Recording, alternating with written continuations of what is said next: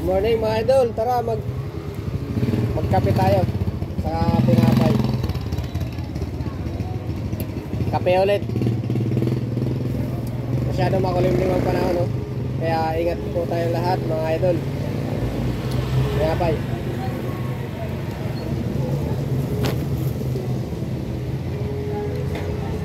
Masarap magkape sa tinapay kasi malamig ang panahon.